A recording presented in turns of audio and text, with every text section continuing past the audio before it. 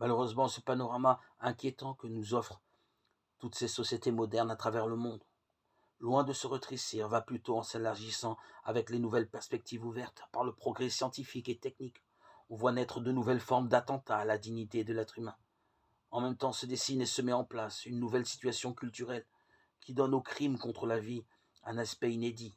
et si cela se peut, encore plus injuste, ce qui suscite d'autres graves préoccupations. De larges couches de l'opinion publique justifient certains crimes contre la vie au nom des droits de la liberté individuelle, et à partir de ce présupposé, elles prétendent avoir non seulement l'impunité,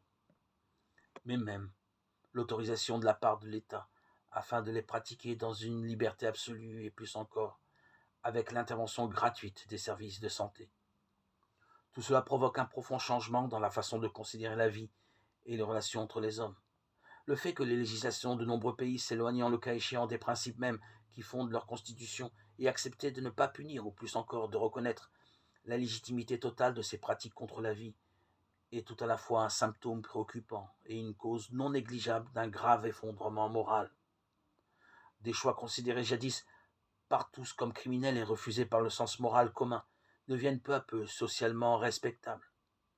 La médecine elle-même, qui a pour vocation de défendre et de soigner la vie humaine, se prête toujours plus largement dans certains secteurs à la réalisation de ces actes contre la personne. Ce faisant, elle défigure son visage, se met en contradiction avec elle-même et blesse la dignité de ceux qui l'exercent.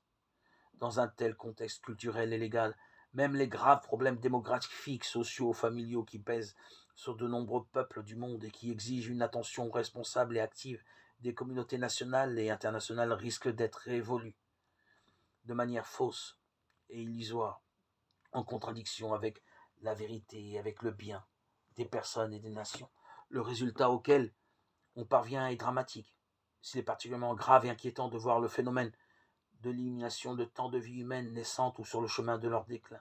il n'est pas moins grave et inquiétant que la conscience elle-même, comme obscurcie par d'aussi profonds conditionnements, et toujours plus de difficultés à percevoir la distinction entre le bien et le mal sur les points qui concernent la valeur fondamentale de la vie humaine.